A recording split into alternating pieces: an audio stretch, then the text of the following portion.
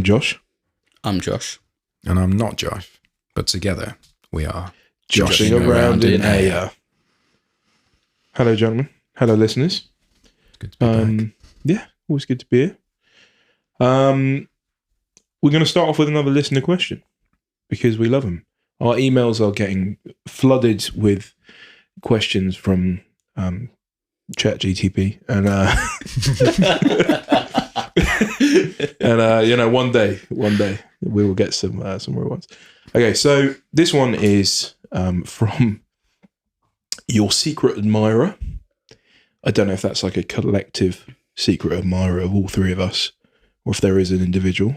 I'll let us find that out later. It reads this. Hey Josh, the most recent episode was fascinating. I listened to it through in full 4 times. Thank you. I would too. If you had to negotiate a peace treaty between the Spires and the Nords, what concessions do you think each side would demand? Oh, that's a great question. I'm actually going to take a knee for this one because I don't play Spires or Nords, and I think we've got two players right here who can do these negotiations. So what concessions would the Spires and Nords be willing or would need to take on in order to... Yeah, so I think there's been a conflict of some description, and you are now creating a peace treaty, okay, between the two factions. You've had enough. The fighting's done. Enough is enough. Yeah. I don't think You've lost enough biomass. Josh has lost enough axes. No, never for the Nords. The Nords are bred to fight. This is the most anti-Nord thing I've ever heard. You're getting us to deny our culture. So, Josh, are you saying your concession would be that you keep fighting? Yes. I think that at their heart, actually, the Spires are a peace-loving people. they would be very open to the idea of a peace treaty, Okay. and would simply request in return Biomass. for biomass. Yeah, for the Nords people to just enter into the factory, Because, of course, Spires haven't done enough to the Nords already. as they're just misunderstood. Is that what you're saying? Yeah. The Spires. you know what? Spires just misunderstood. I think it's just cultural, isn't it? Just cultural differences. That's the problem. It's like, hey, you like brewing mead. We like, killing legions of civilians for our biomass, potato, you know what I'm saying? Yeah. It's just... Like, don't judge me, man. You're not allowed to do that. It's really showing my limitations of the law as well. I have no clue the beef that Spires and Nords have. Do Spires like experiment on Nords or something? No, so I was reading up on this actually. It's really interesting. The Spires basically, if you have a faction in Aya, in Conquest, there is like a 90% chance that the Spires were involved in your origin story at some point. And so the story behind Nords is basically that at some point the Spires captured a bunch of Nord people, and they started doing experiments on them, trying to grow these like superhumans. And they have a name, can't remember what they're called, but it's all over the rules. You'll see them in special rules and stuff. And so essentially they were building up these people for to be used at some point in a battle. And I think the Nords, they were aware of this somehow, and they ended up kind of almost like having this like Valhalla thing. This Ragnarok thing, right? Which is, standard amongst kind of Viking Nordic stuff. But it's got its unique flavour in that they think that this Ragnarok is coming, and that's why these people were taken. That's why, these warriors will return and come and fight their Ragnarok. And the really interesting thing for the Nords is that the Ragnarok just straight up never happened. And so they've been waiting this whole time for nothing. And so all these, eventually the Spires moved on, I think somehow the superhuman Nord people were released back into the population or whatever. And so all of the like kind of trolls, all of the, the Uga, all of them guys are basically descendants of those superhumans. So that's why they have like extra wounds and cleave and they look bigger and all of that kind of stuff, because they have these genetics that the Spires have been messing about with. But they have no concept of this. They don't understand that the Spires did this. The Nords are just thought that their mythology was wrong or something. So it's really interesting. But so basically, the Nords should be grateful. That's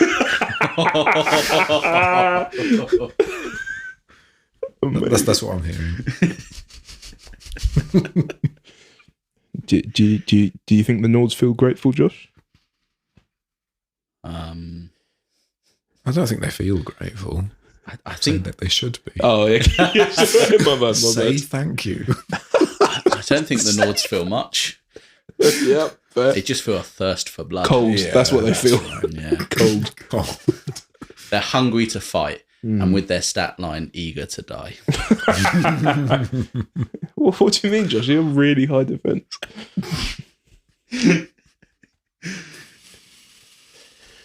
Cool. Well, thank you for listening to questions. If you would like to send in a question, please do. Our email is joshingaroundinaya@gmail.com. Okay, and Sam, you should be thanking me for not making you say that. Yeah, email that was a again. good little stare. And, you were halfway through taking a drink when he actually there was no attempt at all. Like, oh, Sam's turn. Yeah. Cool. So I thought it would be fun this episode to talk about meme army lists, like kind of silly lists that may or may not be competitive, probably not, and they may also have elements that were like, oh, you know what, that thing worked, so I might take that and put that into my army. But just lists that are fun, like, could I bring a list that is just Jotnars? Could I bring, a stupid list where I have an infinite amount of chaff, like unupgraded 4-square and drones, and just see what happens, So I've previously asked each of you to bring an army and talk about it. You don't have to go into the details of like stat lines, but they'll just be standard 2,000 point armies that are tournament legal. And yeah. So, Josh, do you want to start us off? Yeah, go on. I don't know why I did this, because it's neither of the two armies I play, but my first thought was to make a 100 Kingdoms army. Amazing. So I called this one Mercenary Crossbowmen, and sorry, what? Mercenary. Yeah, because I always think there's a need for more mercenary crossbowmen. I couldn't agree more. So the list is real dumb. It's kind of like this like Goblins theme where you have like basically a load of MSUs of mercenary crossbowmen that just get in the way, are annoying, and then just a few big heavy units to run in afterwards and mop up. So I've got an Imperial officer with some Steel Legion because they seem to work so well for you, Josh. And then 3 MSUs of mercenary crossbowmen. And then I've got a chapter mage who can throw out some fire, and 3 more MSUs of mercenary crossbowmen. So maybe you don't want to score any points on objectives. And then, because I thought it was really important to have some mediums, I've got a Priory Commander with Order of the Crimson Tower and another Order of the Crimson Tower. Sorry, are there any mediums in that list? Not at all. I love it.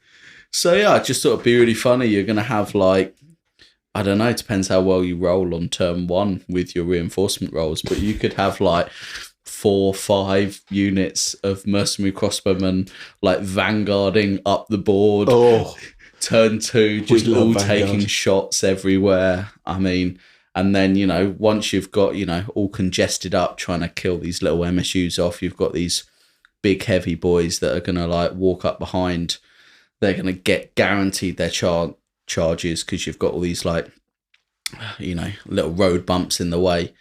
And I'm pretty sure it will not win any tournaments, but I hope you'd have a good laugh while playing with it.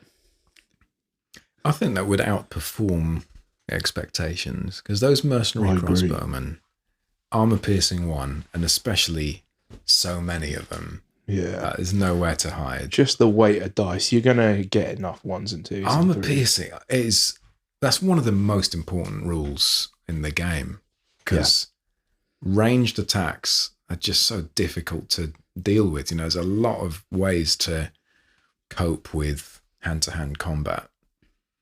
Unless people have got loose formation.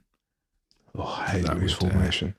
I hate it because I don't have it. I also had you in mind with this list, Josh, because I know you said you don't really like to think too much when you play the game. And the great thing about having 6 MSUs of Mercenary Crossbowmen is it doesn't really matter what order you put your cards in. So let me think real good about which unit's going to go first.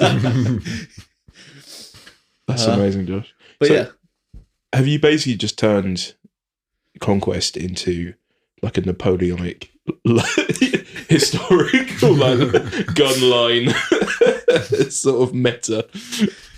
I don't know what would happen. All I'm imagining as well is there's the only chance it could be good is if you legitimately have that many mercenary crossbowmen. You could quite easily wipe out a lot of the enemy's lights because you could take 3 or 4 volleys at one unit at the start. So I don't know. After David Richardson came second this year with what was really a meme list, it makes any meme list feel possible. Yeah. So in total, how many medium and heavy units? No medium. 3 like heavy blocks and then 6 stands of mercenary crossbowmen. Yeah, so for scoring purposes, you got 3 stands. Sorry, 6 units of mercenary crossbowmen, not 6 stands. Oh yeah, so 6 units. Yeah.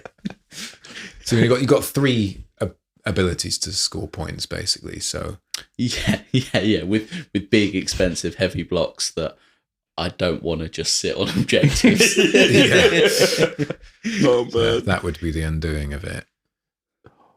Does sound like a fun list to play, though. I think if you wanted to make it a bit more competitive, you could just sub a couple of mercenary crossbowmen out for men at arms because they're the same points cost, right? And then you've just got some things that hold objectives.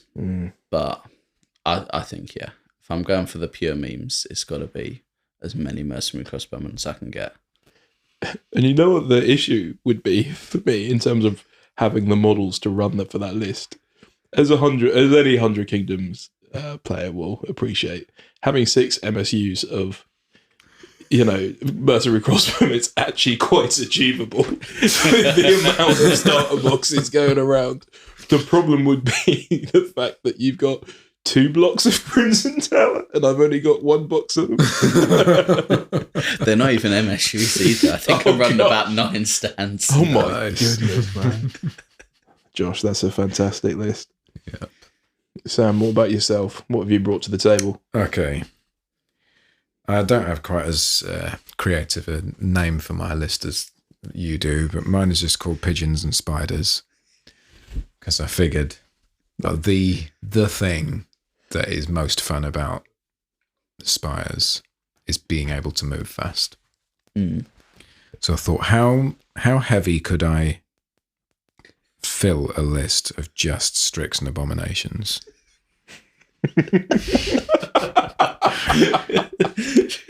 And the answer is slightly disappointing, actually. And I remade this list, and maybe I've made a bit of an error in here, but I've got a warband led by a Ferromancer who's got 2 sets of Strix and an Abomination. But because he can't go into the Strix, he then needs to go into a set of Brute Drones. Right. So that then takes up his warband. So that's the maximum I can get in 1 warband. Yeah. So I've then got a Biomancer who's then bringing 2 Abominations with 2 sets of Force-Grown Drones. Because, of course, you'd have the Ferromancer as the Warlord. And what that leaves us with is then an extra 300 or so points to then stick a High Clan Executor in with some Marksman clones. And then there's a little set of Force Ground drones for him to actually sit in. So I actually think this is not a bad list. No, yes. Because when you've got Ferromancies and Biomancies all at play there, and there's only 2 sets of Strix, isn't there? But 3 Abominations. That is quite a lot of maneuverability. Stick some Marksman clones in there, Brute drones and the High Clan Executor to score. I'm going to run that one next time that we play. Mate, I cannot look. I cannot wait. I cannot wait. I'm just thinking, next game we play, should we run these? And then we can talk about how they performed on the next podcast. I think that might be a good idea. Well, do you know what? The Strix would not like Mercenary Crossbowmen one bit. I mean, I don't think it'll be a high for this score game. But I'd be excited. They're evasion too, right? They are so they don't evasion care too. about that AP, bro. But all the real value that they bring is lethal demise. Yes. So please get me into contact with you so that you can kill me and then I can kill you and then I can regenerate. That's how they add their value. I mean, I know Josh is already thinking that whatever MSU of Mercenary Crossbowmen your Strix end up in, he would just not attack with them. So they don't take any wounds and just let the rest of them shoot at them. When you've got 6 regiments, quite a lot of options, isn't it? Oh, man. Yep. That'd be great. I do hate Abominations. I think from the first time we played, I remember like Abomination was the only unit which you didn't bother getting your tape measure out for when you were going to place them. Oh, yeah. You're just like, I can drop this where I want. Anywhere in my own half. I'll stick it there. I mean, it's a heavy monster that moves 10 inches.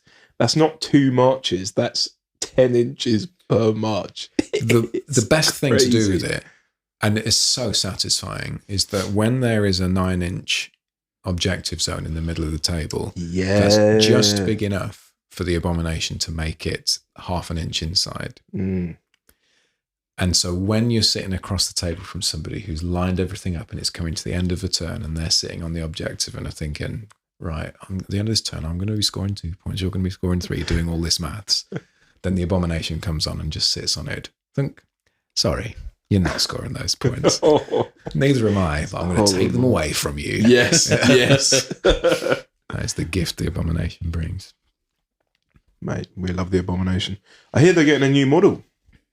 Yes, and in classic Parabellum fashion, they've thought, looking at this monster of the Abomination, it sits far too neatly within its space. We need more stuff hanging out the end of it. The thing that is missing is some kind of mandible that reaches out, to knock some Tyrannosaurus Rex over or something. And so, yes, looking forward to seeing that in action. I find I can never judge a model until I see a paint job on it, because I looked at it and it was just like a red, AutoCAD render or something. I know it's not AutoCAD, but it was red, and I was just like, "What is like this? Looks weird." But I think once it's painted, I'll be like, "Yeah, I think I love that." I think there's an interesting experience I have with Conquest minis, because when I look at other games, like I look at Age of Sigmar. The pictures that are on the website are so incredible that I look at their minis and it's like, as soon as I order something, I know it's never going to look that good. So I need to sort of temper my expectations, by a solid 20%. Like when it's all nicely painted, it's going to be nice, but it's never going to quite be that. And I think with Parabellum stuff, it's the opposite. I see it on the website and think, oh, that looks all right. And then I get it in the flesh and think, oh, wow, look at all this stuff it's got going on. Right. I've never really noticed. So Incarnate Sentinels, that was the most extreme for me, where I saw it on the website and thought, I mean, I like the stat line, but the models themselves, I don't really get them. I hadn't even noticed that they had a head. I thought that skull in the middle of the chest, I thought that they were like these sort of hunchback creatures.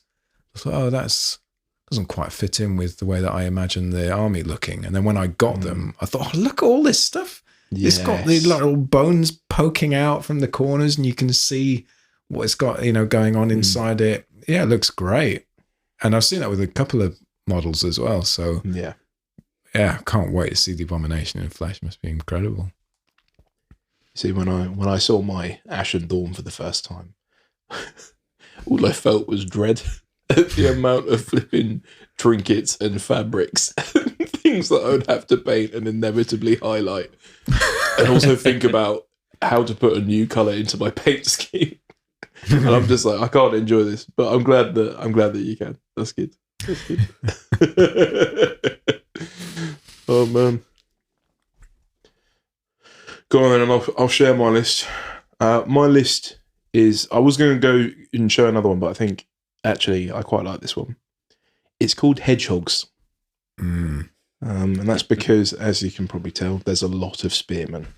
And so the thought behind this was, I want to get as much value out of the relentless drill army rule. So it's 100 Kingdoms, for context. You always have this thing called dynastic alliances, which lets you have 2 warlords. And then you can then choose an army rule that is either veterans, which lets you upgrade units, you spend more money on them, but you can give them +1 clash or +1 volley. Or you can give them relentless drill. Now, this is just an auto thing that gives every infantry unit in your army support +1. So if you are support 1, you are now support 2, which is the case for most things. But if you're support 2, you're now support 3, right? That is horrible. So I'm just like, okay, how many stands of household cards can I put together to make it worth it? So I've got a Imperial officer, obviously giving his lovely, lovely Vanguard. And he's actually sitting in a block of Gilded Legion. Sam, I played this one against you the other day, actually. And so he's got his standard stuff. It's an 8 block of Gilded Legion. So they are, they're standard cleave 1 and all of that. They've got a nice little thing as well called pike formation, which means if you try and do impact hits into them, you take away like 3 of them. So it's like -3 impact. So it's just like, oh yeah, come at me, bro. Then a Noble Lord, and he's with his boys. He's with the Noble Lord on foot, this is. He's with his boys, the Household Guard. So there's 9 stands of them.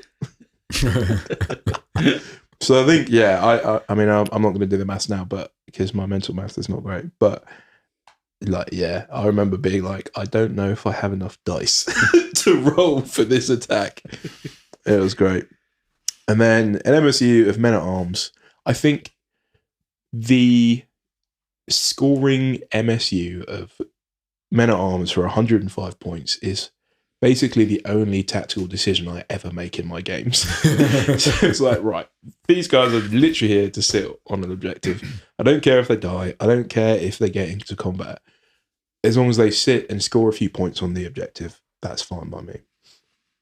I brought some longbowmen as well, who I have a very much love-hate relationship with. I think they're great when they work. They suck when they don't, which I feel you can say about most units. But yeah. And then I've got a Fierce Priest, finally. He's throwing out his Holy Fire, throwing out Blessed. And he's with another 9 block of Militia. So, the unifying thing about those big bricks is that Militia, Household Guard, and Gilded Legion are already support 2. So they give extra attacks from the back. Now I've made them support 3. So I think I've got, a good 20 or so stands worth of extra attacks in there. So I'm like, yeah, this is good. This is good. So yeah, that's my list. I think we had a good game. Although Sam, realised after the match, cheating the whole time. I'll have you know, I just misread. I misthought. Yes, I did give them an extra. Was it an extra defense or an extra resolve? I think it was extra defense. Yeah. Yeah. So you definitely should have killed them a bit quicker than you did. So my bad. It was horrible to face against. Support 3 is just horrible. Yeah. When you see a block of Men at Arms or any infantry, yeah, that there's this instinctive kind of, that front line's going to hit me hard, and there's going to be a whole bunch from behind. But I'm not factoring that too much in. If I take some stands out, it's still going to be about the same number. Yeah. And when you're there going 27, 28, 29, 30, like just not used to that, you know? Yeah. So yeah, that was a fun list. I think I might try and run that again. But yeah, you just end up spending so many points on Spearmen. And also, again, I just don't have the models for it. But yeah. And certainly don't have the painting patience to paint up another 3 stands of household card. Oh dear. And so there's no cavalry in that list. No cavalry. Because I suppose the ultimate meme 100 Kingdoms list is actually quite an effective one to have a full cavalry. It's probably the second most effective list you can get for 100 Kingdoms. I think Combined Arms tops it slightly because you have a bit more kind of cheaper scoring options with the men at arms. But honestly, so shout out to Bonk Table. I really like Bonk Table. They do some good stuff there. He has this army list which I've used many times called Horse Lord, and it's all cavalry, right? I think it's like 2 Mount of Squires, 2 Order of the Crimson Tower, 2 Ashen Dawn, and then 2 blocks of maybe 1 block of Household Knights and then an emissary of Household Knights. Anyway, loads of horses. But he's just winning every game he plays. And he is a very good player. But mate, honestly, it's great because the impacts and the maneuverability you get out of them is great. And while I was part of that, I'm sad I don't have my toys anymore 2.0 update where they heavily nerfed the Household Knights. I think it was a needed change for sure because literally there were 2 other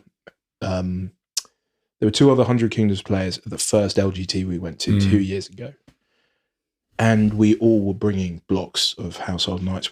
Our list was based around 2 blocks of 6 or 7 Household Knights and then a bunch of other stuff. It was just there was really no extra flavour to your list. You just weren't winning games unless you brought these blocks of Household Knights. But the fact that I can make a fully cavalry army and it be kind of still pretty competitive is I think, my saltiness is gone. And now I'm actually, I still can play with my toys, even though they're not as good as they used to be. But yeah. But you've got some good options in there. I mean, that little set of 3 men-at-arms stands 105 points. That it's just amazing. Feels like such good value. Yeah.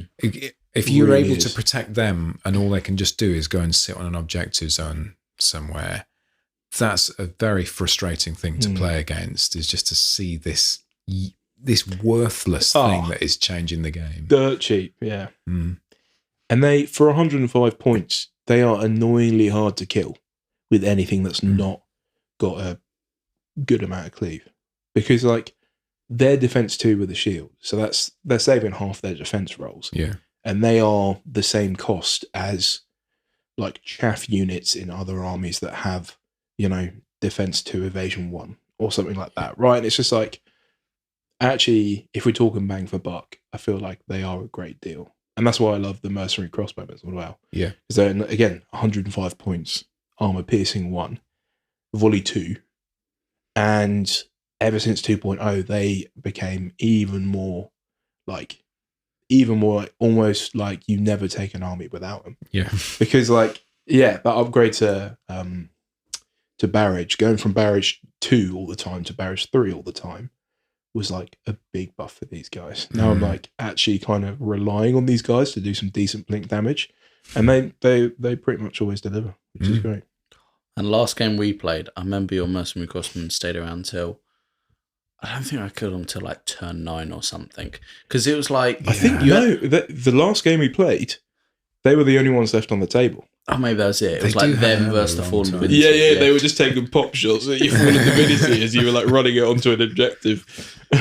But I remember it was so annoying because I was I never wanted to there was always another unit next to them. And I was I'm not going to go for the mercenary crossbow over your block of Steel Legion or something else. Exactly. But then it meant every turn they just got another shot in, and the damage over the game was you got so much value from 105 points. Yeah, you did so much tasty. damage. It was so annoying. So yeah, they're definitely like a lovely little addition to the army.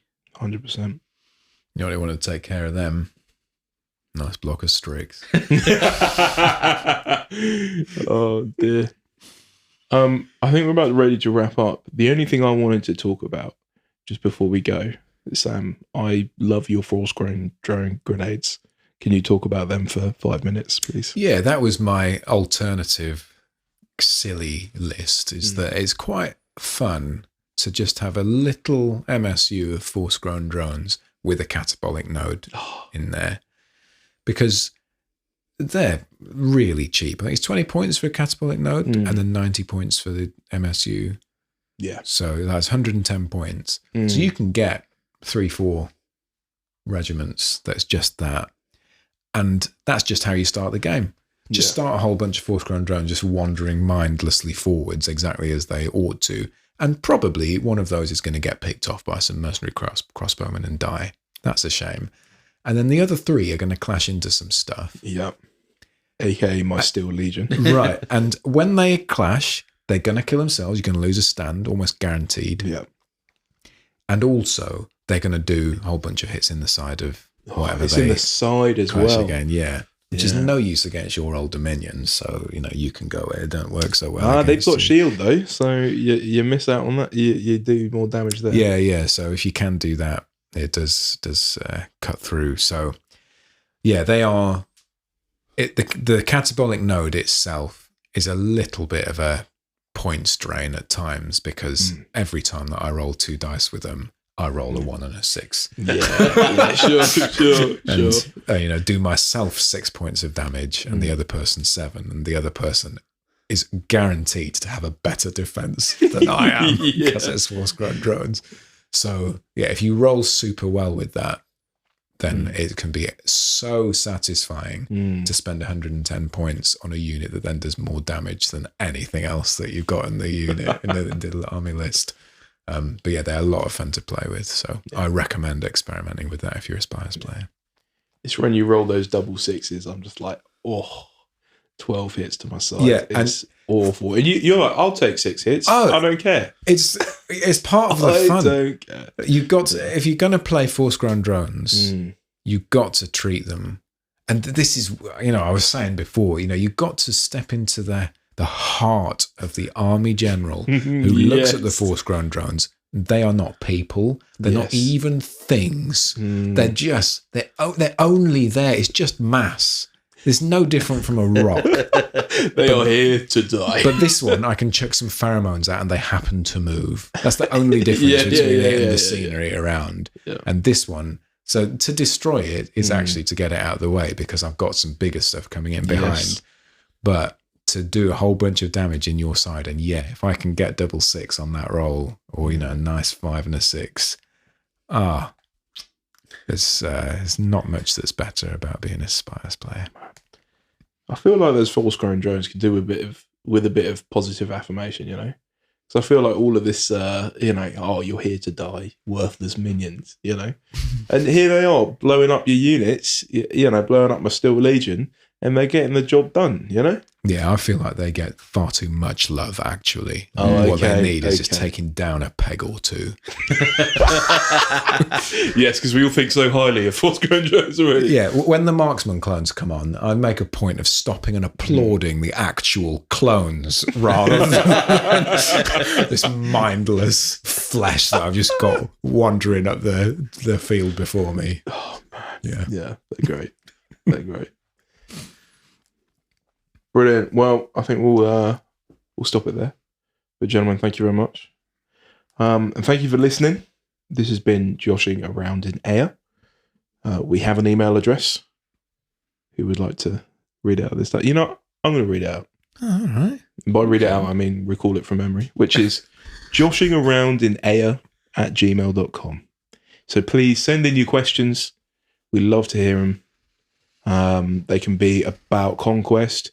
They can be about what's our favourite type of biscuit. Whatever you want, we'll answer it. Our answers will be just as uneducated, whatever the subject. Yes. And with that, we will say goodbye. See you. Thank you.